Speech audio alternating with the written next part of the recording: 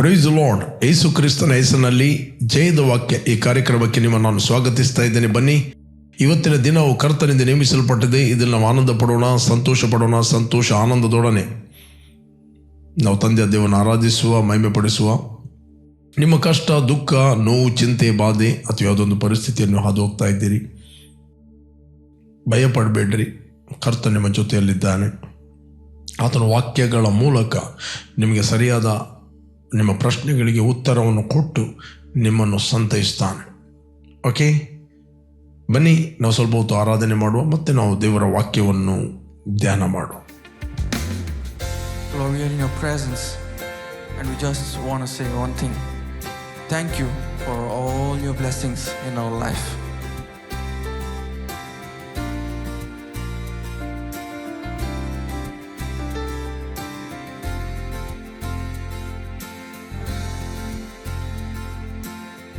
Lord, in your presence, oh Lord,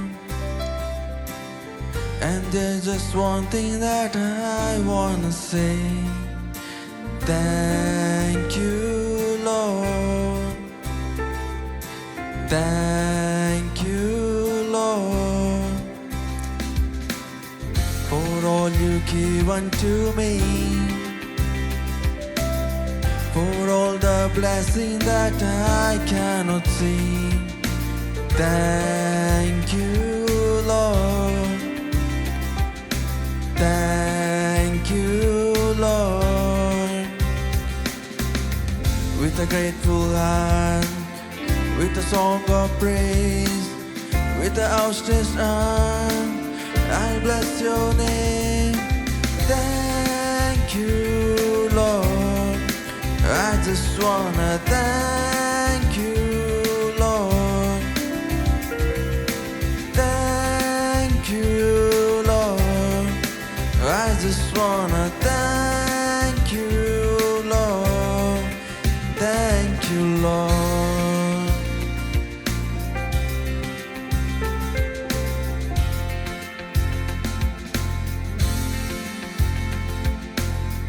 For all you done in my life,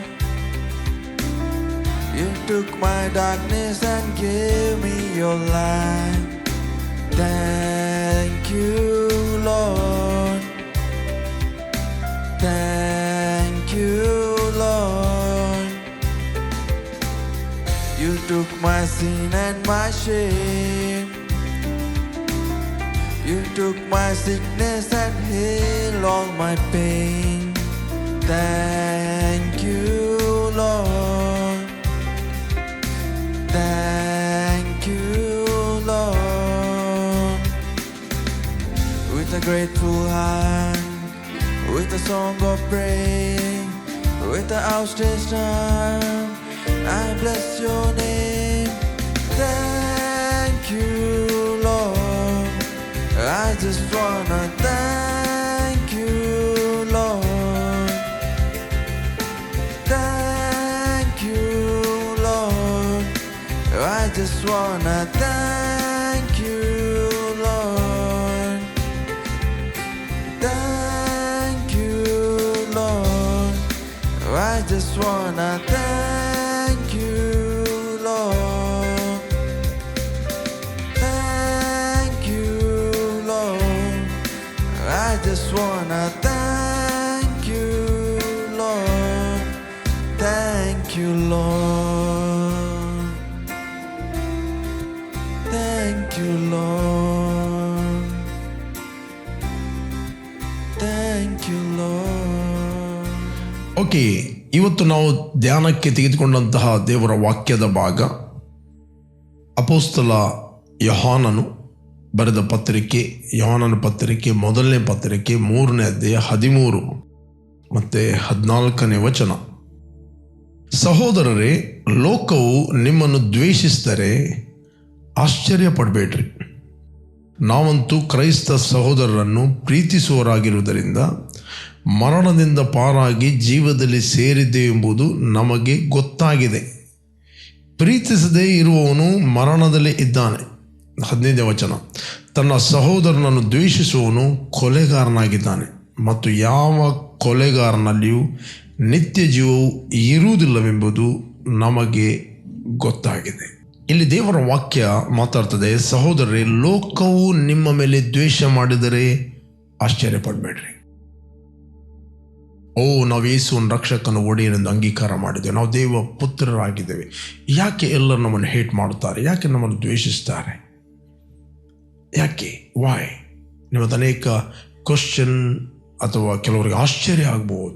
ನಾವನ್ನಿಸ್ತೇವೆ, ಯೇಸುವನ್ನು ಅಂಗೀಕಾರ ಮಾಡಿದಾಗ ಎಲ್ಲರೂ ನಮ್ಮ ಬಗ್ಗೆ ಒಳ್ಳೇದು ಹೇಳ್ತಾರೆ, ನಮಗೆ ಅಪ್ರಿಷಿಯೇಟ್ ಮಾಡ್ತಾರೆ, ಎಲ್ಲರೂ ಚಪ್ಪಾಳೆ ಬಡಿತಾರೆ ಅಂತ ನಿಮ್ಮ ಎಕ್ಸ್ಪೆಕ್ಟೇಷನ್ ಇರ್ಬೋದು.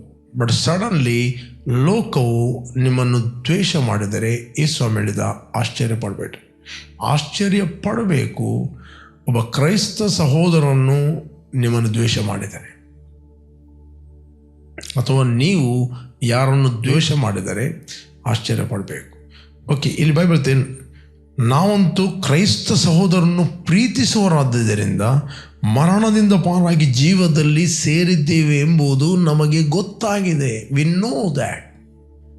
ನೀವು ಮರಣದಿಂದ ಪಾರಾಗಿ ಜೀವಕ್ಕೆ ಸೇರುವುದು ಬೇರೆ, ನೀನು ಮರಣದಿಂದ ಪಾರಾಗಿ ಜೀವಕ್ಕೆ ಸೇರಿದ್ದು ನಿನಗೆ ಗೊತ್ತಾಗುವುದು ಬೇರೆ.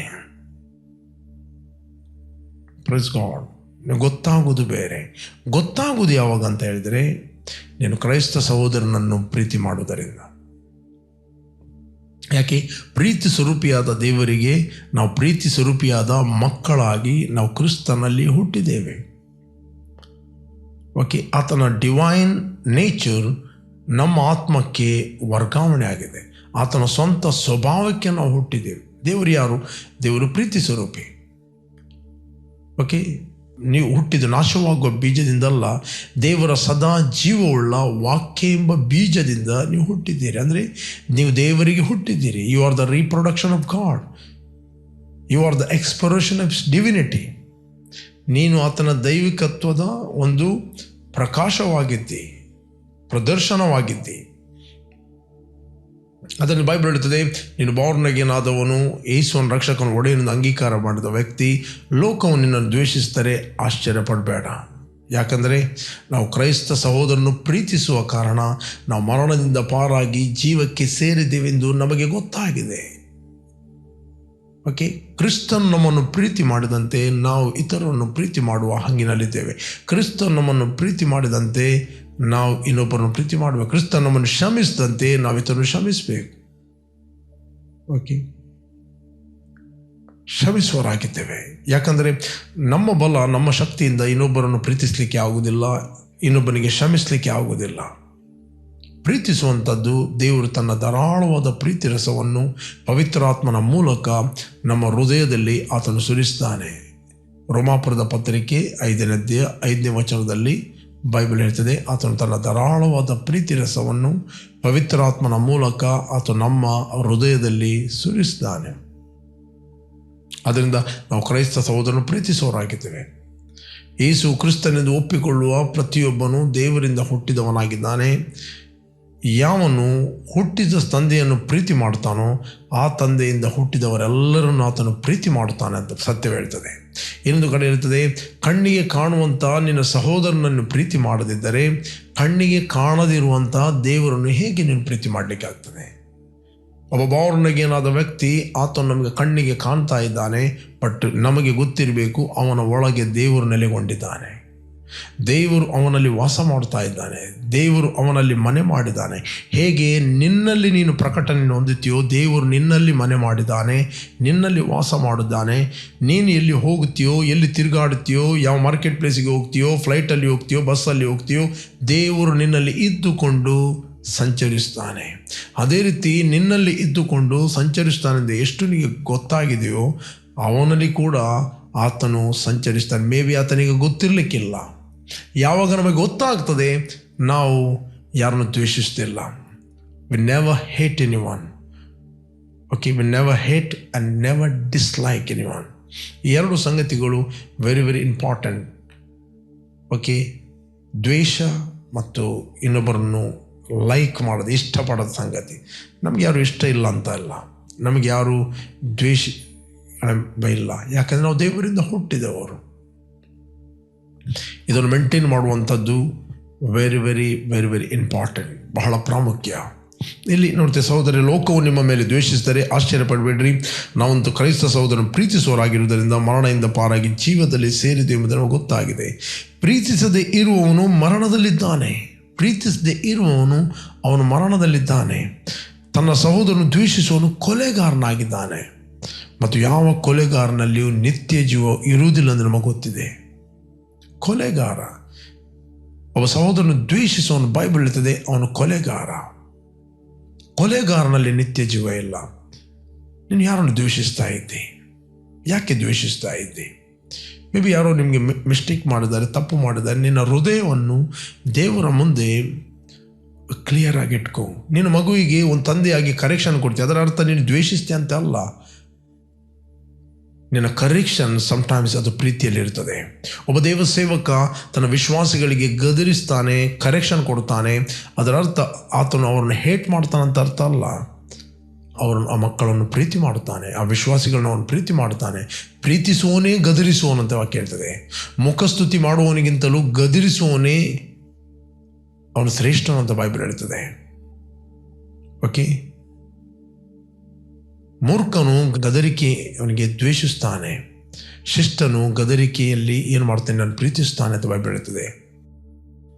ಓಕೆ, ಯಾಕೆ ಗದರಿಸ್ತಾನೆ? ಯಾಕೆ ತಂದೆ ತಾಯಿಗಳು ಮಕ್ಕಳಿಗೆ ಕರೆಕ್ಷನ್ ಕೊಡ್ತೇವೆ? ಅದರ ಅರ್ಥ ತಂದೆ ತಾಯಿಗಳು ದ್ವೇಷಿಸ್ತಾರಂತ ಅರ್ಥ ಅಲ್ಲ. ಅದು ನಮ್ಮ ಡಿಸ್ಕ್ರಿಪ್ಷನ್, ನಮ್ಮ ಆಲೋಚನೆ. ಓಕೆ, ನಿಮ್ಮ ತಂದೆ ತಾಯಿಗಳು ಕೆಲವೊಮ್ಮೆ ನಿಮ್ಮನ್ನು ಕರೆಕ್ಷನ್ ಕೊಡ್ತಾರೆ, ನಿಮಗೆ ಬುದ್ಧಿವಾದ ಹೇಳ್ತಾರೆ, ಕೆಲವೊಮ್ಮೆ ಹೊಡೆಯಬಹುದು.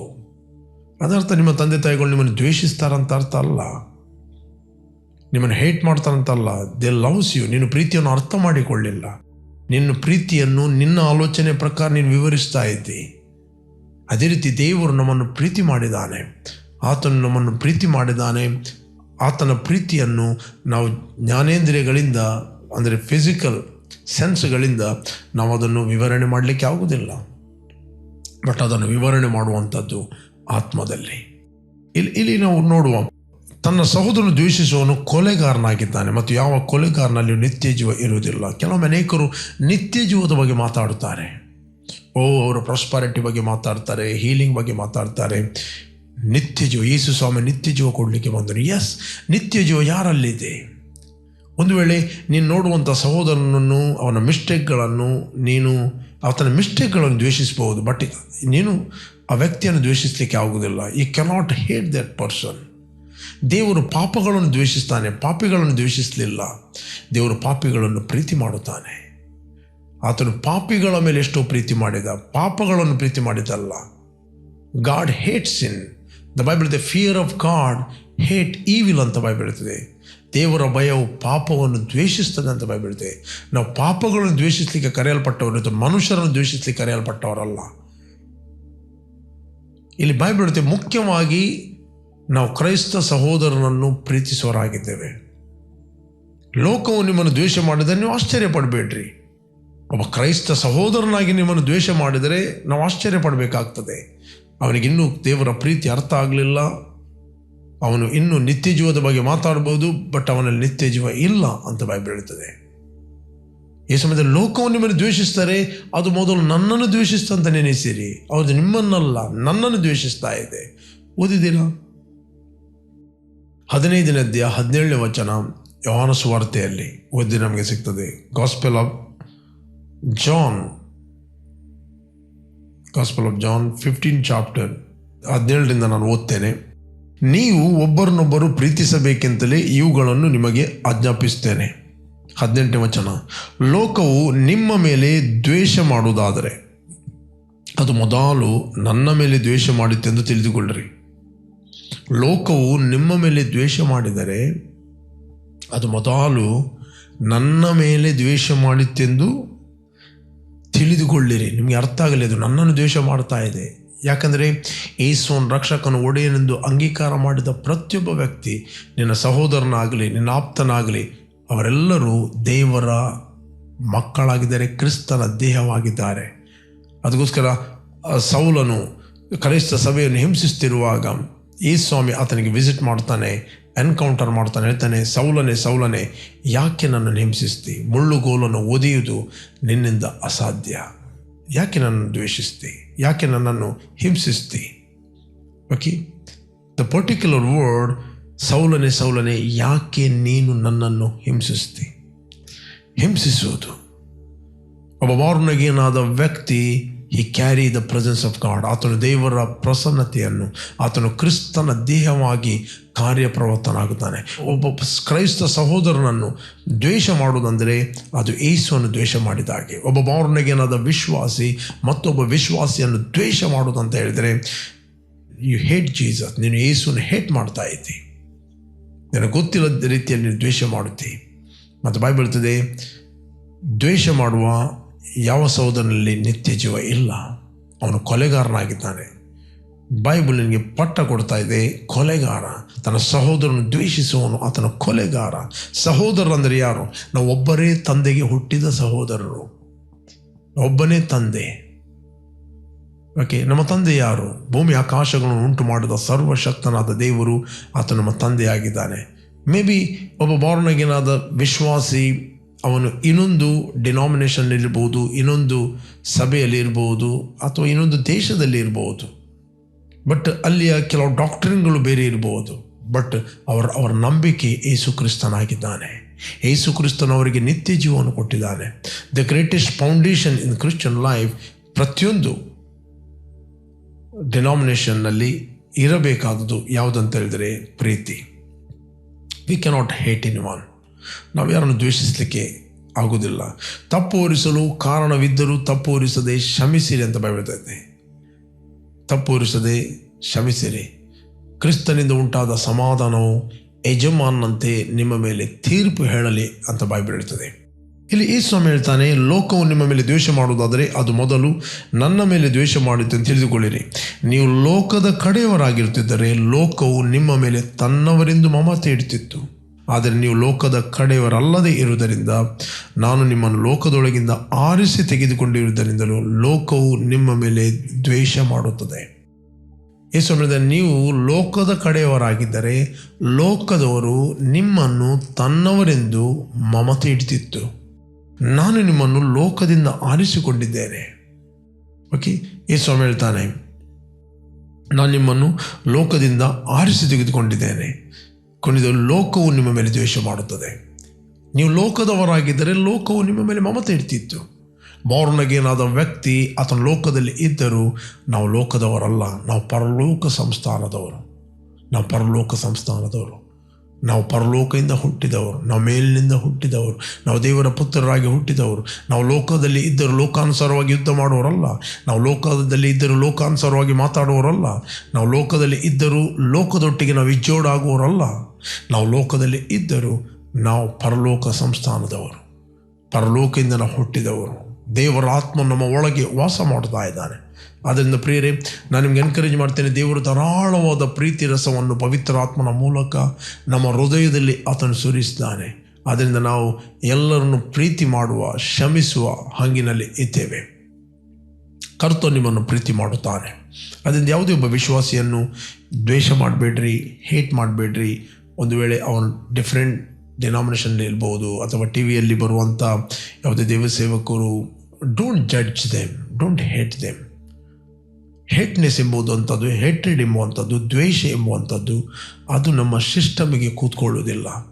ಹಾಗೆ ಅದು ನಿಮ್ಮನ್ನು ಆತ್ಮಿಕವಾಗಿ ಕುಂಠಿತರನಾಗಿ ಮಾಡುತ್ತದೆ, ಆತ್ಮಿಕವಾಗಿ ನಿಮ್ಮನ್ನು ಮೂರ್ಖರನ್ನಾಗಿ ಮಾಡುತ್ತದೆ, ಆತ್ಮಿಕನಾಗಿ ನಿಮ್ಮನ್ನು ಕತ್ತಲೆ ತರುತ್ತದೆ.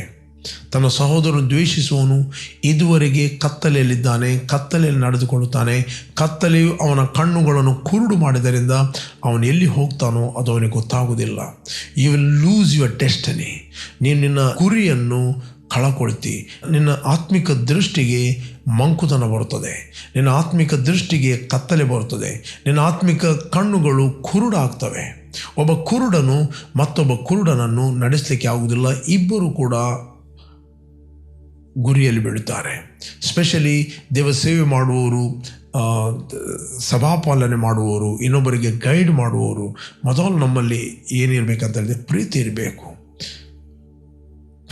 ಪ್ರೀತಿ ಅಂತ ಹೇಳಿದರೆ ಎಲ್ಲರೊಟ್ಟಿಗೆ ಸೇರಿ ಕೂತ್ಕೊಳ್ಳೋದಲ್ಲ. ಬೈಬಲ್ ಇದು ಕೂಡ ನಮಗೆ ಇನ್ಸ್ಟ್ರಕ್ಷನ್ ಕೊಡ್ತದೆ. ದುಷ್ಟರ ಆಲೋಚನೆ ನಡೆಯದೆ, ಪಾಪಾತ್ಮನ ಮಾರ್ಗದಲ್ಲಿ ನಿಂತುಕೊಳ್ಳದೆ, ಧರ್ಮ ನಿಂದಕರನ್ನು ಕೂತುಕೊಳ್ಳದೆ, ಯೆಹೋವನ ಧರ್ಮಶಾಸ್ತ್ರದಲ್ಲಿ ಆನಂದ ಪಡುವನು ಅವನೆಷ್ಟೋ ಧನ್ಯನು. ಅವನ ನೀರಿನ ಕಾಲುವೆಗಳ ಬಳಿಯಲ್ಲಿ ಬೆಳೆದ ಮರ. ಅದರರ್ಥ ಈ ಮೂರು ವ್ಯಕ್ತಿಗಳಿಂದ ಕೂತ್ಕೊಳ್ಳುವಂಥದ್ದು ಪ್ರೀತಿ ಅಲ್ಲ.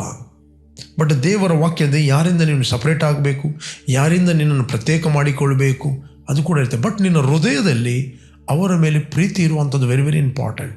ಹೃದಯದಲ್ಲಿ ಅವರಿಗೋಸ್ಕರ ನಿನ್ನ ಪ್ರಾರ್ಥನೆ ಇರುವಂಥದ್ದು ಬಹಳ ಪ್ರಾಮುಖ್ಯ.